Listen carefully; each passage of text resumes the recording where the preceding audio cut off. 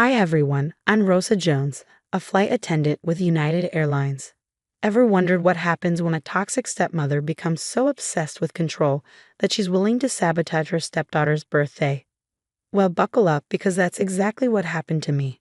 This story will show you just how far some people will go to maintain their grip on power.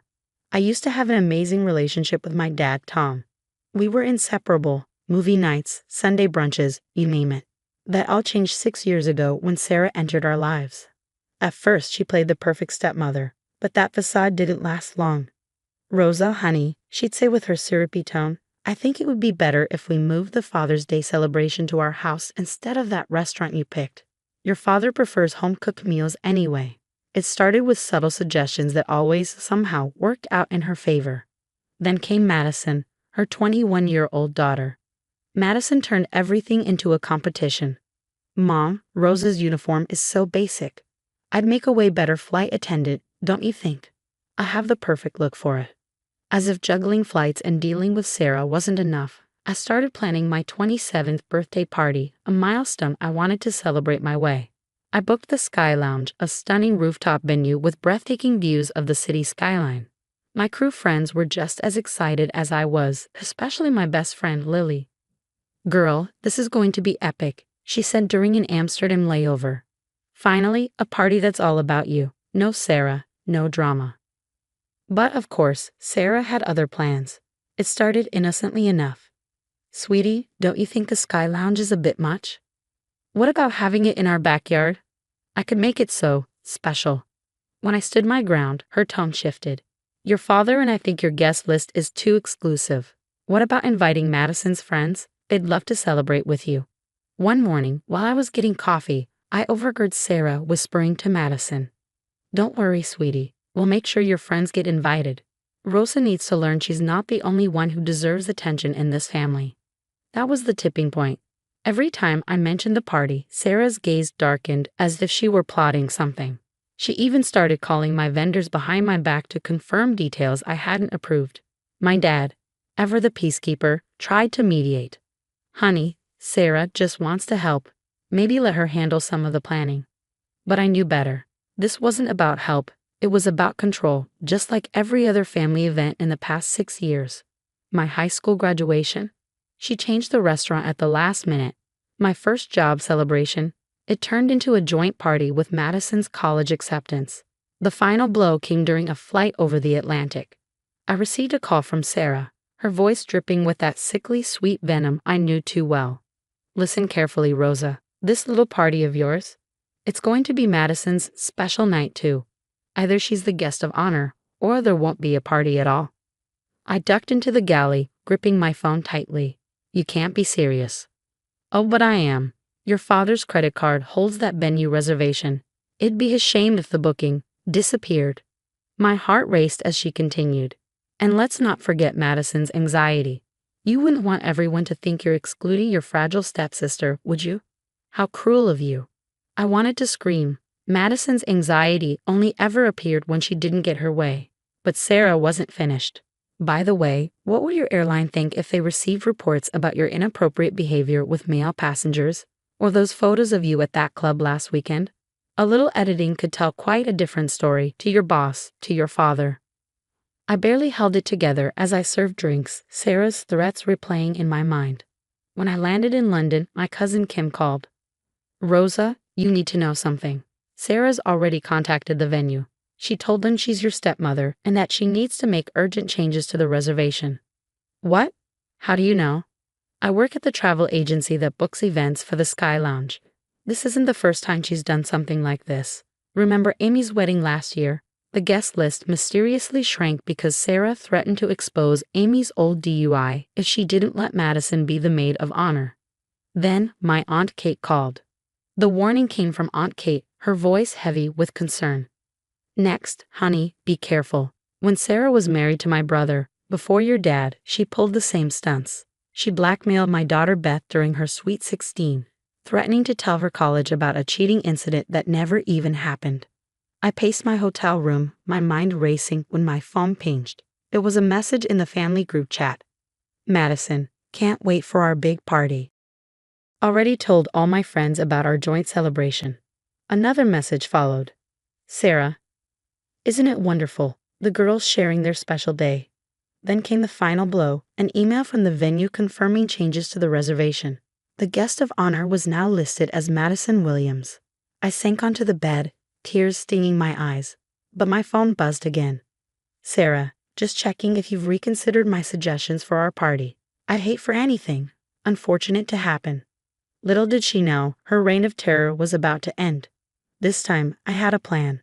I sent Sarah the text she'd been waiting for. You win. You and Madison can plan whatever you want. Within hours, they had taken over everything, just as I'd expected. Madison simply must make the welcome speech. Sarah gushed to the event planner while I pretended to scroll on my phone. My best friend, Lily, posing as an assistant, quietly recorded every detail with her phone. And we'll need to change the color scheme, Madison added smugly. Rosa's choices are flight attendant basic. Sarah's smirk made my blood boil, but I kept my cool. Every word, every manipulative move was being recorded. Later that week, Madison slipped up big time. I was around the corner at my dad's house when she called her friend. It's going to be epic. Mom's planned this whole speech about how I'm following my dreams while Rosa's just a glorified waitress in the sky. We're even going to play this embarrassing video from her first flight training. She'll never recover. I trembled, not with fear, but anticipation. My phone recorder caught every venomous word. The next day, my dad was in his home office when Sarah and Madison strategized in the kitchen. Thanks to the small mic I'd hidden in the fruit bowl, we captured it all. Remember, sweetie, Sarah said, when you make your speech, emphasize how Rose is never there for family events because of her career. Make her look selfish. What about the slideshow? Madison asked. I've edited those photos from her layover in Miami. No one will believe Little Miss Perfect after they see these. What they didn't know was that my dad had quietly come downstairs for coffee. He stood in the doorway, listening as 6 years of lies unraveled. But the real bombshell came when my cousin Amy paid Sarah a visit, wearing a wire I'd given her.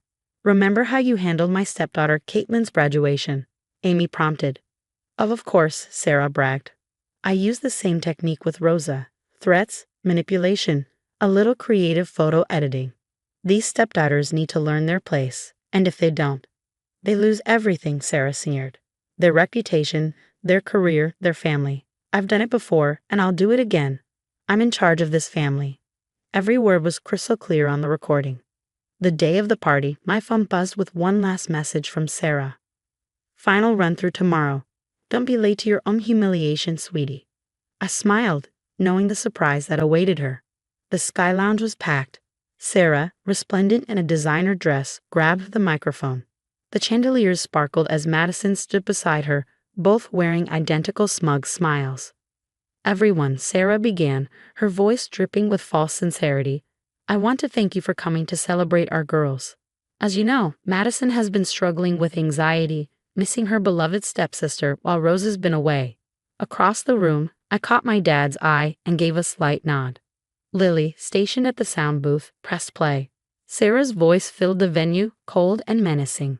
Either Madison's the guest of honor, or there won't be a party at all. Your father's credit card holds that venue reservation. It'd be a shame if it got canceled. Gasps rippled through the crowd as Sarah froze, her champagne glass slipping from her fingers. Before she could recover, the recordings continued. Her threats, her schemes, and her admission to sabotaging other stepdaughters' lives. These stepdaughters need to learn their place, Sarah's voice echoed. I've done it before, and I'll do it again. The color drained from Sarah's face as her conversation with Amy played next, detailing every calculated move she had made to destroy others. Stepdaughters' lives. Sarah's voice faltered, but my dad's cut through the silence like a blade.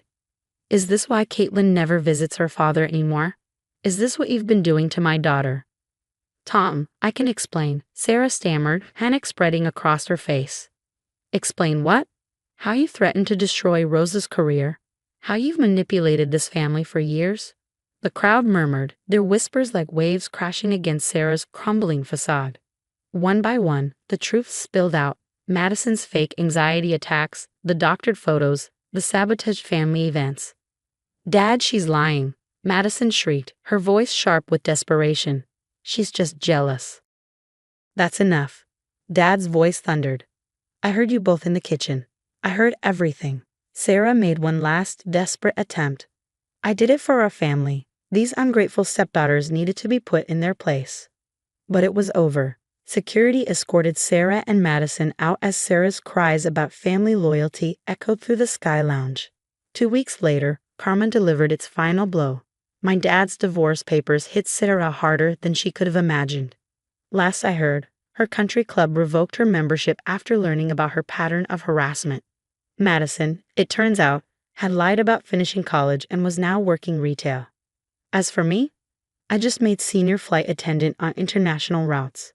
Right now, I'm watching the sunset from my Paris hotel room, planning my next birthday party. My phone buzzes, a notification about Sarah's 15th blocked number trying to reach me. Maybe she wants to apologize or explain.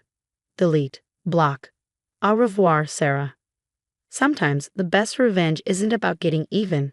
It's about breaking free and soaring higher than your abusers ever thought possible.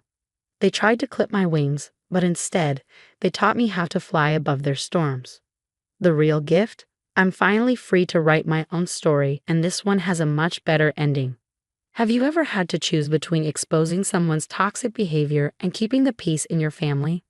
What would you have done in my situation? Played along with Sarah's manipulation to maintain family harmony, or exposed her true nature, knowing it could tear the family apart? I know firsthand how painful these decisions can be. My story might be over, but so many people are still trapped in similar situations, silently suffering under the control of toxic family members. Share your thoughts in the comments below. Have you ever dealt with a manipulative family member? How did you handle it? Your experience could help someone else find the strength to stand up for themselves. If you want to hear more stories about overcoming toxic relationships and finding your power, hit that subscribe button and join our community. Each story here is about rising above the darkness and discovering your strength. Let's support each other through these challenging journeys, because sometimes the family we choose is stronger than the family we're born into.